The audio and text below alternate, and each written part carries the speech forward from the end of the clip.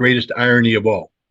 If you're someone who loves peace, somebody who hates war, somebody who wants a world where people live in peaceful coexistence, pray for a Russian victory. Pray for a Russian victory, because that's the only thing that will bring peace to the world. It looks like Scott Ritter's prayers have already been answered, as a decisive and bold move by Vladimir Putin is putting him on the brink of historic victory in the Ukraine war.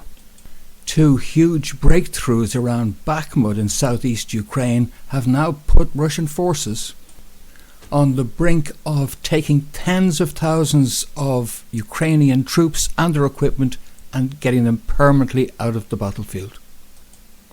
Here's what's just happened in the last 24 hours around the fortress that is Bakhmut, as you see here in Google Maps. And let's just take a closer look at there's the Hotel Bakhmut in the centre. You see those grey areas there? Those grey areas are built up areas. And let's just pull back a little bit more so you can see more. You see the built up areas, Chasiv Yar to the left here, Bakhmut in the centre, and Solidar up here to the right. Now let's take a look at the dynamics of what's happened. It's not just Fortress Bakhmut the Russians had to contend with, it's also the defensive lines which the Ukrainians have established around here, and they're formidable and they extend like this. Well, here's the move that's just been made by the Russians. They're pushing through the gap here between Chasiv Yar and Bakhmut, and they are therefore taking out two roads which could be used by Ukrainian forces to exit Bakhmut. That's not the only move, that's just one of the two. The other move has been to move way up to the north and to come down here and onto the highway which leads to the north, again isolating and taking out potential means of exit of Ukrainian forces from Bakhmut. Russian forces are now consolidating their position in the northern territories there, and in the southern advances it's that second smaller red arrow that signposts they're taking the last retreat road that they're in the process of executing. This is it, folks. This is giving them effective encirclement of Bakhmut and containment of the tens of thousands of troops and equipment therein. This is, of course, an absolute disaster for Ukraine. That's what this is. It's exactly, not just militarily, but politically as well, it's exactly what the feared outcome was going to be of attempting to defend Bakhmut to the final hour and then end up with this encirclement. They can just be starved out. It's a bold move. It requires great manpower to do this kind of a move, but a disaster for Ukraine. So now you know why Zelensky's been running around like a lunatic in recent days on a sort of a farewell tour of Europe, greatest hits show, because there's no point in going looking for more stuff after a huge defeat, is there? So the time to go begging was right now, because this is going down right now. Those in the know who read newspapers are being warned in advance that this might happen. Vladimir Putin's about to make shock gains in the Telegraph in London on the 7th of February 2023 by Richard Kemp, ex-UK Army.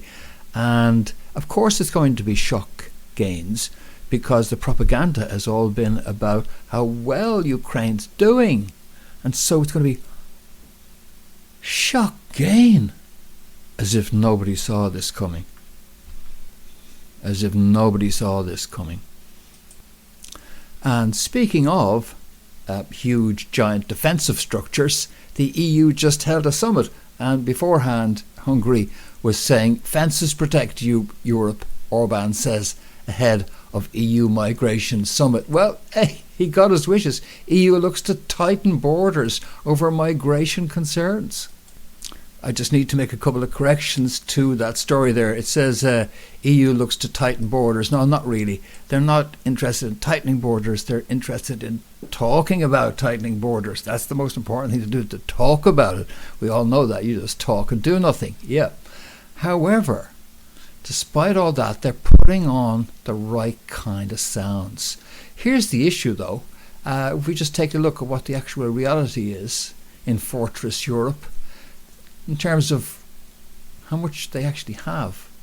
Back in 2014, they had 300 kilometres of fencing. Well, no, not fencing. Let's get our terminology right in a minute. But now they've got 2,000 kilometres. That's just in 8 years' time. They've gone from 300 to 2,000 kilometres of, it's not fence, it's border infrastructure. That's the right term for it, border infrastructure. Trump is really bad guy because he wanted to build a wall and stuff like that, you know. But this isn't wall, this is border infrastructure. It's a totally different thing, and that's how you sell it to liberal media. But they still just can't spell it right, though, I found. Just one beautiful little spelling error, Freudian spelling error slip that gives the game away in the Reuters report, which RTE copied here. They can't spell border right. They spell it BOARDER, infrastructure. No, a border is somebody who wants to come aboard, you know. So if you say that, you say you're putting in infrastructure for people who want to come aboard. Well, I suppose you are when you look at it that way. A Freudian slip. We actually got a bit of truth out of the mainstream media, but standards are slipping if even Reuters can't get the spellings right. And from the sublime to the ridiculous, this is James O'Keefe of Project Veritas. You say, yeah, I know the guy. No, not of Project Veritas. James O'Keefe, formerly of Project Veritas. You're saying that's impossible. They couldn't have got rid of the guy who got that Pfizer video, who masterminded that. I mean, after all, this is the guy who set up Project Veritas. Don't tell me they're dumping them. How could that be? Well, you're not the only one wondering that. And is there an effort to silence Project Veritas founder James O'Keefe on paid leave after employee misconduct allegations? About 10 employees aired their grievances, which essentially boiled down to him being a tough boss to work for. I reckon he possibly is. Guys that driven often are. Goes with the territory, but there you go. But here's the ridiculous bit, because this is Project Veritas's Twitter account, and if we scroll down, we see they have 1.4 million followers, by the way, all built up by James O'Keefe. And right at the top, they have a pinned tweet. It's the Pfizer video. They have the pinned tweet. They still have it up there.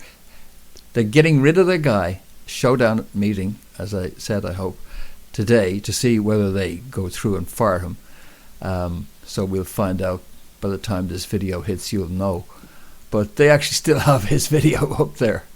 After that, there's a lame one by one of their people attempting to confront Albert Bourla with lame questions. And you see, this is the thing about James O'Keefe. There is only one James O'Keefe, folks. There is only one guy who can provoke this out of people. Only one guy who can so insistently get on your nerves, politely, that you end up blowing it. You know, you can't get rid of the guy who can do this. Watch. United States, and I'm allowed to be on these streets and ask you questions. I've got emails between New York Times reporters and the Department of Justice. Are you scared about what I might find? Yeah, James. I don't work in symbiosis with the federal government. James. I'm scared. James, how am I? James. He's shaking. He's shaking. He can't hold it. How does sunlight feel? The one and only. And Veritas, of course, means truth. And this has been The Beautiful Truth on Friday, the 10th of February 2023. But it's a good 20 years, just about, since I began The Beautiful Truth show. It's great to see truth breaking out all over. More than ever. Wonderful to see it. And that's only going to accelerate. This is going to be a great year for us, folks. I was saying that from the beginning. You're seeing it play out, and we'll see more and more as we go forward. So besides addressing current pressing issues that we've all had to deal with, I want to push that envelope of truth. I want to push the boundaries of it, and I want to start digging deep into stuff that we take for granted, but which we need to look at again and reveal the truth within. All right, that's it for this edition. I'll be back with more soon. Hope you can join me for that. Thanks for your comments. And this has been Fintan Dunn reporting. Take care. See you soon, folks.